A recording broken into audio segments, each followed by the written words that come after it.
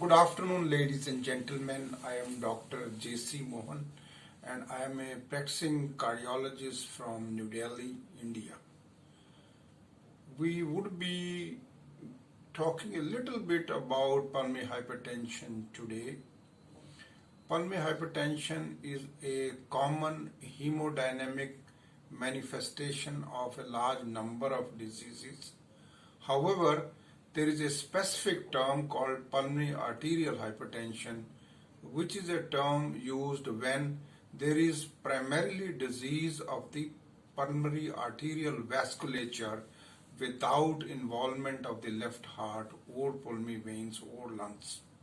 So we need to make a slight distinction between pulmonary arterial hypertension and pulmonary hypertension per se.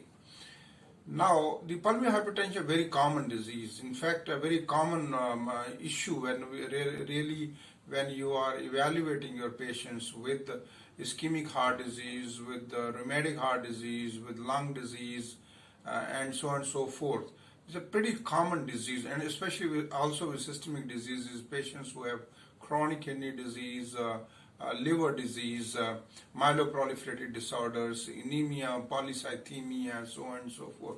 However, when it comes to pulmonary arterial hypertension, it is a relatively uncommon disease. When we talk about pulmonary arterial hypertension, we also call it type 1 pulmonary hypertension, which essentially is either idiopathic or as a result of autoimmune diseases or secondary to congenital heart disease or secondary to connective tissue diseases like rheumatoid arthritis, Sorin syndrome, lupus erythematosus, and that makes a very big chunk of pulmonary arterial hypertension.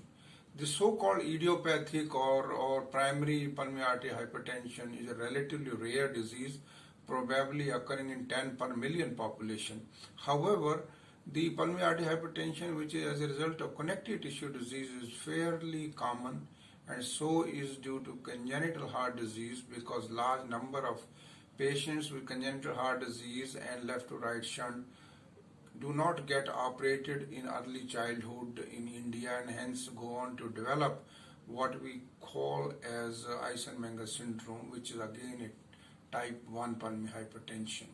Having talked about that, we also understand that pulmonary arterial hypertension is a deadly disease.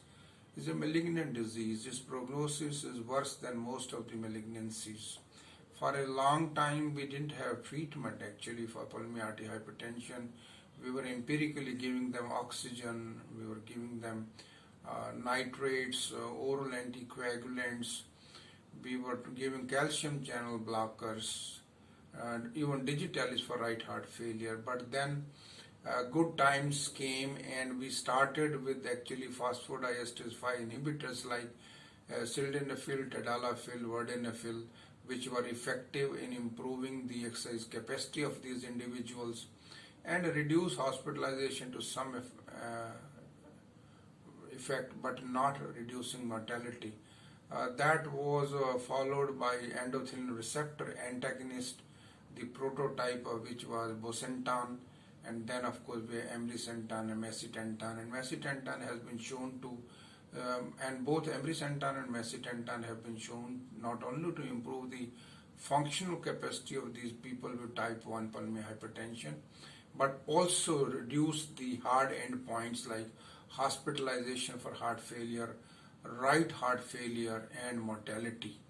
And of course these people are able to live more comfortably with these drugs, and commonly if one of these group of agents, phosphodiesterase 5 inhibitors, are not sufficient, we normally combine them with endothelin receptor antagonists, and most of the time the stable class 2 and class 3 patients are being treated with these two class of agents.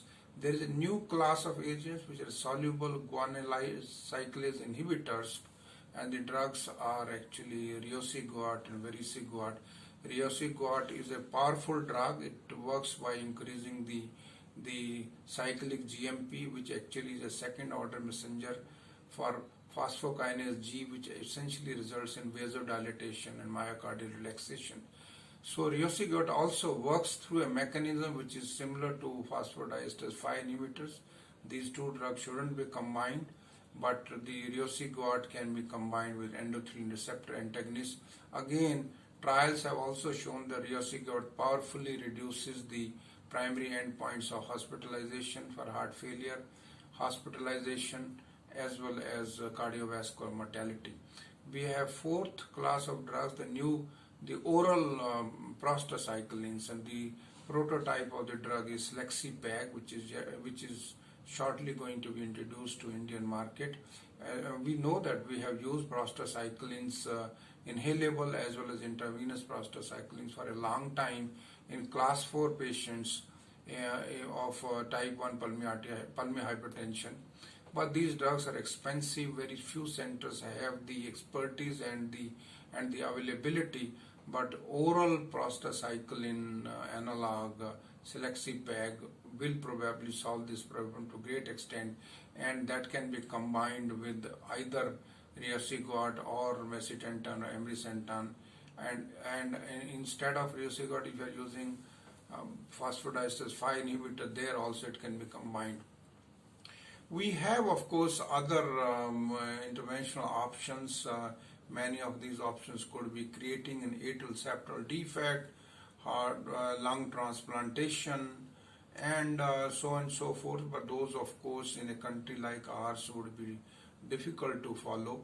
So all in all, it appears that we are seeing some exciting developments in the field of management of pulmonary arterial hypertension, and I think I have summarized some of the important advances.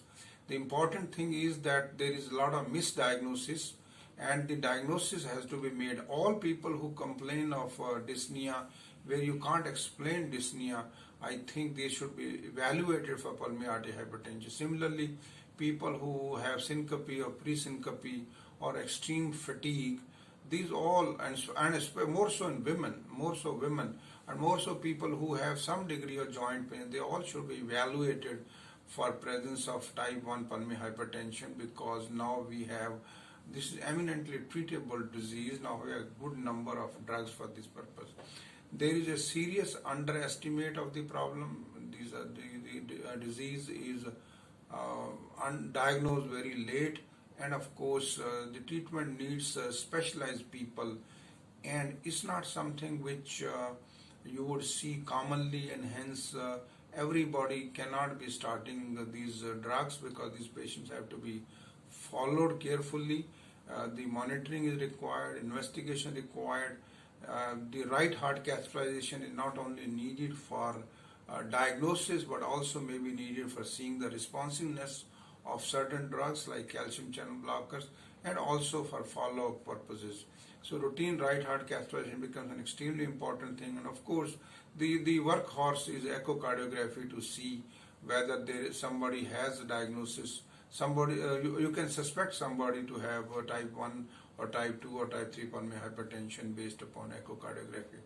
The type 2 is secondary to, of course, heart disease, and type 3 is secondary to lung disease. Type 4 is secondary to pulmonary thromboembolism, and type 5 is secondary to systemic disorders, in fact. So that is how you classify pulmonary arterial hypertension. In the end, I would like to say with some degree of confidence that we have seen tremendous advances in the field of pulmonary arterial hypertension management, diagnosis. Of course, we have always been having these tools, but in the management we have seen considerable advances, and our patients now have a better quality of life, and hopefully we are able to keep them out of hospital and improving their survival. With those, I would strongly suggest all my physician colleagues, friends, people who actually practice medicine to try to think of pulmonary hypertension as one of the diseases whenever they see patients with dyspnea or presyncope with extreme fatigue. And such individuals, of course, can be helped by modern drugs needed for management of pulmonary arterial hypertension. Thank you very much.